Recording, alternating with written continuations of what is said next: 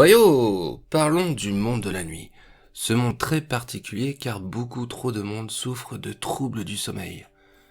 Alors je vous propose d'aborder les nuits différemment. En effet, avez-vous entendu parler des rêves partagés? Vous savez ce qu'on fait en commun avec une autre personne.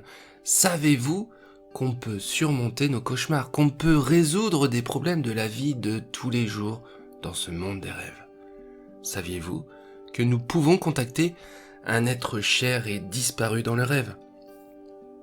Dans ce podcast, nous allons explorer la lucidité onirique, c'est-à-dire le fait de contrôler un rêve, d'en modifier le scénario. Lorsqu'on regarde son émission préférée à la télé, on la regarde juste. On peut vivre des émotions aussi à travers elle. Se faire peur face à un film d'horreur ou aimer à travers une histoire romantique. Et si vous pouviez rentrer dans cette télé et interagir avec le scénario, on serait en quelque sorte dans un jeu vidéo. Le rêve lucide est votre propre terrain de jeu. Dans ce podcast, vous aurez, je l'espère, toute la compréhension de ce phénomène des rêves et l'accès à ce qu'on appelle des secrets de pratique qui, à ma connaissance, ne sont pas encore divulgués. Un podcast très orienté sur la pratique que je pourrais éventuellement à un autre moment agrémenter de méditation guidée.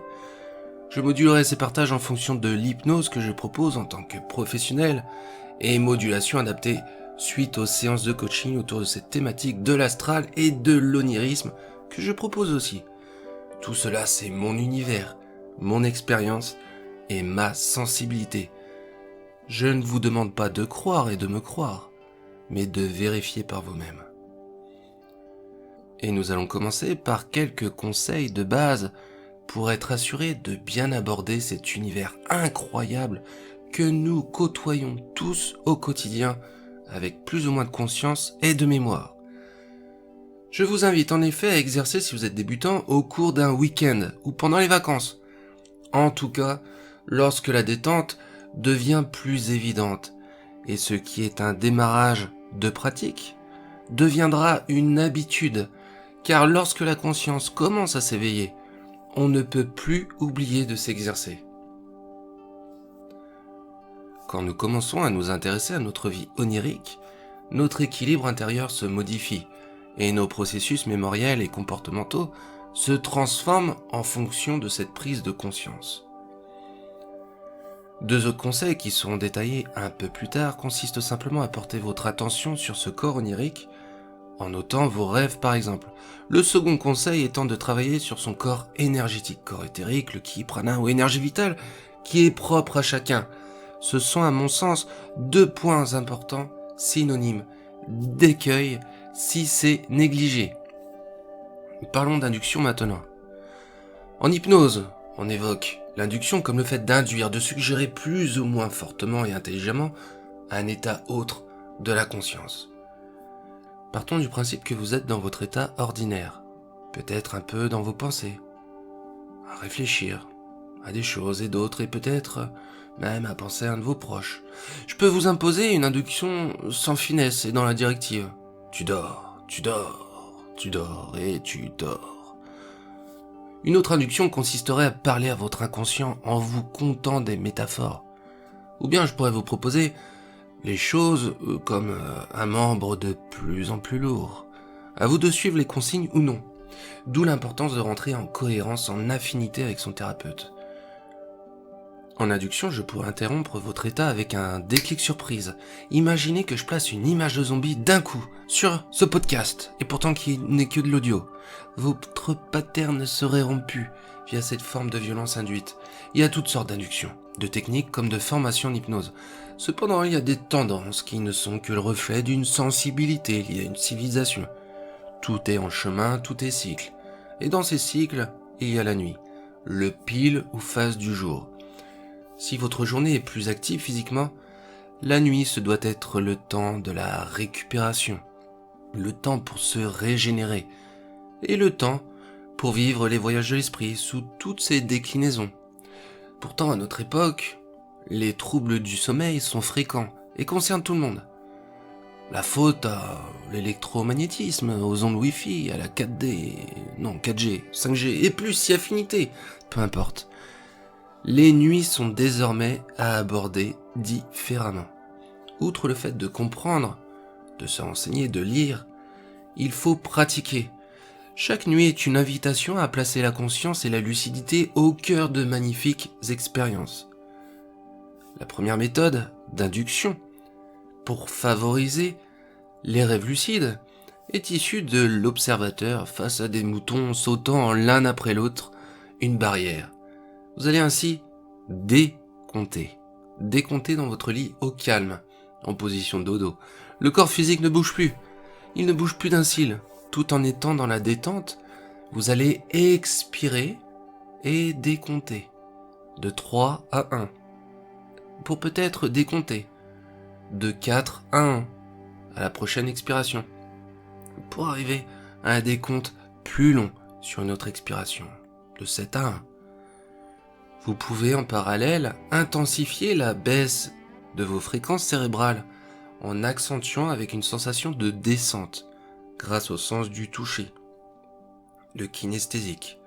La lourdeur envahit peu à peu votre corps, comme attiré vers le centre de la Terre, toujours plus profondément. Et toute visualisation peut aider, comme un saut vers l'eau de la piscine du haut d'un plongeoir, la descente du haut d'une montagne en vélo, etc. Donc vous décomptez, vous induisez le phénomène de descente, puis vous laissez la respiration reprendre un rythme normal, régulier, profond, grâce à la détente. Ensuite, vous allez induire avec fermeté, donc vous donnez l'injonction suivante à plusieurs reprises, oralement, et tout en respectant la plongée vers le sommeil. Je me souviens de mieux en mieux de mes rêves au réveil. Ou je veux cette nuit, comme chaque nuit, me souvenir de mes rêves. Et il m'est très facile de m'en souvenir au réveil. Vous pouvez chuchoter ces phrases si c'est trop fatigant de conserver votre intention à l'esprit, puis vous endormez paisiblement. Lorsque vous vous réveillez au matin, notez vos rêves ou enregistrez-les à l'oral. Il y a des façons aujourd'hui de retranscrire par écrit ce qui est dit à l'oral, comme ce que propose Google avec Doc, et la saisie vocale dans Outils. Si les rêves ne sont pas encore téléchargés dans votre mémoire, restez immobile et dites-vous intérieurement « Je me rappelle dès à présent mes rêves » ou « Je me rappelle immédiatement mes rêves ». Si ça ne fonctionne pas, utilisez le décompte de 3 à 1 de l'induction avant le sommeil, pour être dans cet état intermédiaire entre sommeil et éveil, afin de faciliter le rappel de vos rêves. Les souvenirs apparaissent, notez-les. Mais il est encore possible que rien ne vienne, une nuit sans rêve. Alors ne vous laissez pas impressionner ou décourager, persévérez. Petit à petit, les rêves seront de plus en plus étoffés. Un petit morceau au début, pour s'agrandir ensuite. Les connexions se font et se rétablissent dans votre esprit. La mémoire s'améliore juste en l'entraînant. Donc si c'est dur de vous rappeler, faites une pause et reprenez les inductions et le reste dans 1 ou 2 jours. Vous vous êtes réveillé, les occupations envahissent votre champ d'action, mais vous allez inclure une autre pratique pour continuer à maintenir le lien avec ce monde onirique. Ainsi, dans un premier temps, vous pouvez relire votre cahier de rêves. Cela vous ancrera dans la conviction que vous pouvez vous souvenir de vos rêves. Vous pouvez même, grâce à ce cahier, chercher les liens entre les différents rêves. Y a-t-il des lieux répétitifs, des mêmes personnages? Peut-être un événement que vous retrouvez très régulièrement. Le fait de se poser ce genre de questions développe votre capacité d'analyse et en parallèle, votre mémoire va s'améliorer. Autre conseil, durant votre journée, observez-vous et observez le contexte dans lequel vous vivez. Devenir rêveur lucide, c'est déjà se mettre en contact avec cet état au cours de la vie de veille. La technique repose sur 2 éléments. Tout d'abord, vous pouvez choisir une situation ou une scène qui est revenue à plusieurs reprises dans vos rêves lucides et la revivre pendant la journée. Prenons l'exemple du faux éveil, que vous connaissez peut-être. Parfois, nous rêvons que nous nous réveillons et que l'ambiance de la pièce est plutôt étrange. Puis, nous nous rendons compte que nous sommes encore en train de rêver. Cette situation peut être utilisée comme point de départ. Si vous prenez l'habitude de mettre en doute la réalité de votre environnement de veille, à chaque réveil réel, vous revivrez ultérieurement d'autres faux éveils qui seront conducteurs de rêves lucides. Le deuxième élément est le fort sentiment vibratoire que l'on ressent parfois en rêve. Vibration qui entraîne généralement la conscience de rêver. Nous y reviendrons un peu plus tard en détail car cet état vibratoire est en fait simple à vivre et vous saurez tout sur le sujet. Mais évoquons maintenant une technique utilisée en psychothérapie comme en hypnose qui est le rêve éveillé. L'utilisation du rêve éveillé ouvre sur l'inconscient du rêveur et lui permet de soulager divers maux psychiques tout en développant sa conscience. Ainsi, le patient se retrouve de plein pied dans son imagination profonde et peut raconter son rêve en même temps qu'il le vit. Ce qui est intéressant dans cette technique, qu'on peut aborder en solo, en autonomie, c'est que cette intention, tournée vers le rêve, permet de lever le voile sur les parties d'ombre qui subsistent en nous afin de faire la lumière et de vivre une vie plus créative. Les cauchemars se font alors plus rares. Ces cauchemars qui tentent de résoudre des problèmes psychiques par une sorte d'électrochoc intérieur. Ils sont salutaires et nécessaires. Leur contrôle par le rêve éveillé, comme le rêve lucide, permet de soulager le rêveur en atténuant leur impact. La démarche consiste à entrer dans les cauchemars, ou le cauchemar, pour atténuer ou désamorcer les difficultés psychiques avant qu'elles ne soient dramatisées. Dans le rêve éveillé, on émet une intention, préalablement, un objectif caractérisé par le fait de surmonter un cauchemar, mais aussi rencontrer des amis, échanger avec un être de sagesse, ou plus mystique, se rendre dans un lieu précis, etc. Et la technique flirte avec le remote viewing, nommé aussi vision à distance. On peut développer des projets aussi liés à la créativité, résoudre un problème de la vie de tous les jours et plein d'autres possibilités qui ne seront que limitées par la faiblesse de l'intuition ou de l'imagination.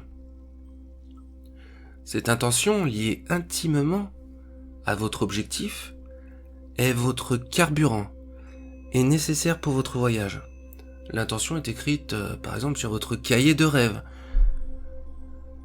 en s'inspirant de la célèbre phrase d'Émile Coué, de jour en jour, mon imaginaire se développe de plus en plus, et ceci dès à présent. Il m'est très facile de me souvenir de mes rêves. Et là, par exemple, on décrit l'intention comme contacter en rêve l'être que vous avez choisi. Puis dans le démarrage de ce rêve éveillé, on utilise l'état méditatif et léger qui précède le sommeil, où l'on peut utiliser des images mentales en induction pour faciliter l'arrivée à cet état qui passe par une détente totale. Il est évident que l'hypnose est au cœur de la pratique, tout comme la sophrologie, le yoga nidra, la relaxologie et bien d'autres pratiques. Puis le thérapeute accompagne le patient qui va raconter au fur et à mesure le rêve se présentant à lui. Et pour que le rêve arrive et se développe, on utilise le souvenir d'un rêve passé pour le transformer et tenter d'aller jusqu'au bout pour donner une fin agréable. Pour cela, une vision en 3 dimensions contenant toutes les images oniriques arrive. Là, nous avons le décor en 3D, les personnages, les émotions, les émotions sont très importantes et permettent de fixer le tableau. Tout en étant attentif à votre vie intérieure, vous la laissez s'exprimer, même si ça diverge de ce que vous aviez prévu. Si vous êtes chez vous, tranquille avant de dormir, ou en pleine nuit, et que vous utilisez cette méthode, laissez-vous aller ensuite au sommeil. En plus de développer les rêves lucides, vous allez pouvoir faire de magnifiques rencontres, comme celle de retrouver un être cher et disparu. Tout dépend de votre objectif. Suite au rêve éveillé, ou à un autre moment, avant de dormir, sans exercice particulier, on demande à un guide de mener au rêve lucide. Ce guide, ange gardien, son soi supérieur, son être divin. La sémantique, propre à chacun, est adaptée en fonction de ses croyances et expériences. Ce guide est une possibilité, encore plus simple, d'aborder la lucidité dans les rêves. Et nous pouvons tout demander à ce guide. Vous pouvez rencontrer ce guide dans votre safe place, un lieu idéal, peut-être plus éclairé, coloré, spirituel. Votre guide vous attend. Il vous attend dans cet emplacement et vous lui exposez vos problèmes, ou vos projets, ou votre envie de rencontrer un être en particulier. Puis, suite à cette demande, on reste focus sur l'objectif jusqu'à l'endormissement. De cette façon, on s'assure que cette intention ne s'endorme pas avec la conscience de veille, mais qu'elle passe la barrière du sommeil pour aider le rêveur à prendre conscience de son état. Enfin, dans le rêve lucide, on peut une nouvelle fois faire appel à ce guide. Continuons maintenant avec ce que j'ai évoqué en début de vidéo, à savoir le rêve partagé. La première induction est logiquement de se donner un rendez-vous, une nuit en rêve, avec son partenaire. Si cela ne fonctionne pas la première fois, on continue chaque jour à se donner rendez-vous. Et en plus du rendez-vous, il faut préparer ensemble un scénario. L'idéal étant de l'écrire. Pour le lire dans un premier temps plusieurs fois par jour, puis une fois imprimé à l'esprit, vous pouvez lâcher l'écrit pour vous rappeler le scénario. En plus de le répéter en journée, il faut le refaire avant l'endormissement. À mon sens, dans la construction du scénario, il est intéressant de reconnaître des éléments récurrents et en commun entre les deux rêveurs, pour les intégrer dans l'histoire. De plus, il faut s'équiper ou porter sur soi un objet en commun, comme chacun ayant un chapeau blanc sur la tête ou un bouclier à la main, afin de se reconnaître dans le rêve. Voici en gros le comment pour faire un rêve partagé. C'est plus concis que le rêve éveillé, mais vous avez pu remarquer que tout est une affaire de présence à soi et d'intention. Et comme je l'évoquais aussi en début de vidéo, explorons ce que l'on appelle l'état vibratoire, qui est peut-être les prémices d'une glisse de la conscience vers les plans subtils, soit un voyage astral ou sortie hors du corps. S'entraîner à faire vibrer son corps stimule les rêves lucides, et surtout ceux associés au vol. J'ai souvent écouté des témoignages de la part de mes clients qui évoquent les vibrations de manière isolée, comme impossible à revivre. Alors je vous propose une méthode extrêmement simple, issue d'un mix de techniques qu'on retrouve en hypnose comme Jacobson ou Hellman. C'est tellement simple que ça devrait être un rituel quotidien pour que l'état vibratoire devienne une seconde nature, produit à volonté en quelques secondes. Vous êtes allongé, bien à plat sur le matelas, les genoux légèrement surélevés, les bras le long du corps. La méthode est simple, mais son succès dépend de sa répétition. Vous commencerez par mettre en tension les pieds, jambes et cuisses, car cette zone corporelle est celle dont on perd en premier la sensation lorsque la profondeur de la relaxation s'installe. On tend les muscles, puis vous continuez la tension sur le reste du corps. Lors d'un temps, poumon plein, après une grande inspiration, où l'air est donc bloqué. À chaque fois que vous bloquez l'air, une fois, Ça correspond à une partie du corps sous tension, où on laisse un temps pour intégrer les vibrations. Pour vous aider en parallèle, vous pouvez ajouter une induction visuelle qui consiste à se retrouver au milieu d'une tempête de sable, contre laquelle on tente de se protéger via les tensions musculaires. Et lorsque le muscle se détend, suite à une expiration, votre muscle devient tout mou, comme une poupée de chiffon, et en même temps tremblant. Parce que la poupée est dans une voiture qui roule sur une route de pavés. La partie suivante de l'exercice est décisive et correspond à un Stylmania, où l'on relaxe d'abord le corps physique pour relaxer le mental ensuite. Cette partie consiste à contracter à nouveau les muscles, mais en imagination. Cette méthode a l'air un peu fatigante au début, mais ses résultats sont détonnants.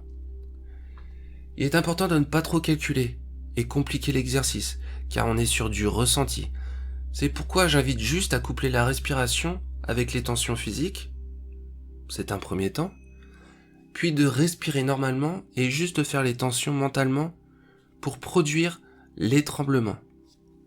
Mais chacun peut adapter la technique à sa convenance, en alternant tension d'un membre physique, puis tension de ce même membre mentalement, pour passer ensuite à un autre membre. Idem pour le rythme respiratoire, qui peut être adapté à chacun, et c'est à vous de tâtonner et de voir ce qui vous convient le mieux.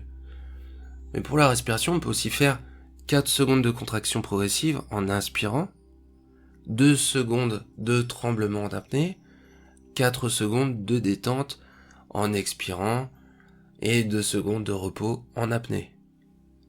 Lorsque vous ressentez les vibrations, passez juste en état de vacuité cérébrale, en mode non pensé, mais dans l'observation.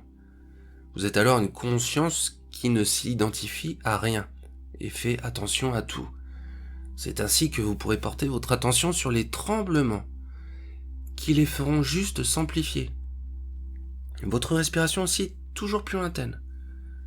Vous écoutez les sons de votre environnement, écoutez les acouphènes, observez les phosphènes. On peut s'aider aussi d'une visualisation pour développer la présence dans son absence. Pour cela, on se représente l'endroit dans lequel on est. Puis à l'aide de mains imaginaires géantes, on saisit l'image et on la projette dans l'infini, à une distance telle qu'on ne peut plus rien en apercevoir. L'image du corps physique aussi s'en va. Alors une fois que tout est jeté dans l'infini, on reporte son attention sur l'endroit dans lequel on est. Et s'il reste des fragments de visualisation, on continue à lancer tout ça vers l'infini. Et on recommence autant de fois que nécessaire pour qu'il n'y ait plus d'image. Plusieurs cas de figure prennent place suite à cet exercice. Un monde noir avec des nuances de noir et d'ombre. Ou un rêve lucide, totalement maîtrisé. Ou rien. Bien que si vous êtes entraîné avec les diverses techniques précédentes, celle-ci est impactante. On appelle ça une technique conscientielle, qui demande un niveau de pratique avancé. On s'appuie donc sur la visualisation, mais on utilise la conscience avec cette forme de présence intense. Petite parenthèse, si on part du principe qu'un inconscient collectif existe et peut nous influencer, permettant une forme de rêve, même en pleine journée, ce genre d'exercice permet de nous libérer et reprendre notre souveraineté. Vous êtes détaché de tout, comme présent à tout. Ainsi, une dissociation progressive de votre corps de chair, comme de votre personnalité s'installe, et est favorable justement aux rêves lucides comme les sorties de corps. Vous pouvez revenir aussi, si vous le souhaitez, à l'accueil des perceptions. Mouvement du corps à la respiration, rythme du cœur, les divers sons, les acouphènes, les phosphènes. On va pouvoir alors, dans ce nouveau temps, enclencher un processus de focalisation à l'image d'un interrupteur qu'on appuie pour allumer la lumière. Il va juste falloir centrer son attention sur le bout du nez ou sa racine. Et au bout d'un moment, un sentiment de paralysie se produit. C'est un petit truc très utile aussi en cas de trouble du sommeil, car on aborde la nuit différemment, en pleine conscience et non dans l'inconscience. Puis dans la pratique, on passe du bout du nez, à la racine, vers le front. Et vous cherchez en tâtonnant un point qui devrait faire comme un clic une fois localisé. Ce point est à garder jusqu'à l'endormissement. Dans l'intervalle, il se peut que la sensation vibratoire s'amplifie de façon gigantesque. Et si la concentration dure longtemps, mais que la vibration ne se produit pas, et que vous commencez à vous agiter, que vous devenez impatient, un rêve éveillé finit par se déclencher tout seul. Il suffit d'attendre, d'être patient. Et du rêve éveillé, produit spontanément par votre inconscient, avec une cinématique qui prendra forme, avec des détails toujours plus intenses, vous continuerez sur un rêve lucide, où vous passerez du rêve éveillé au rêve classique avec un corps physique qui dort, et vous, en train d'agir en conscience dans cet univers. Et dans la nuit, vous vous réveillerez sûrement. Et les tremblements liés à l'état vibratoire reviendront spontanément, favorisant, entre autres, les rêves où l'on vole. Alors, vous pouvez accéder à cet état vibratoire spontanément ou par votre intention. Mais vous pouvez jouer aussi avec une perception énergétique si l'état vibratoire est trop compliqué. C'est-à-dire simplement qu'en portant la conscience sur un endroit du corps, on en intensifie la perception. Par exemple, je place mon attention sur mon bras gauche.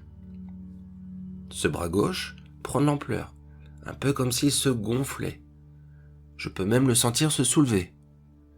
Alors je porte de suite mon attention sur mon bras droit, pour ressentir la même chose. Puis je recommence à gauche, et puis à droite, et ainsi de suite. Et le fait de porter mon attention de façon alternative sur un point, puis un autre, crée une sensation subtile de mouvement quasi physique comme un balancier. Et ce qui est drôle, c'est de rendre cette balance plus intense, plus forte, pour s'en aller, pour que la conscience soit éjectée. On arrive un peu à la fin de ce podcast. Merci pour votre patience, votre écoute, votre implication. Un grand nombre de techniques ont été évoquées. Et c'est peut-être nouveau pour vous.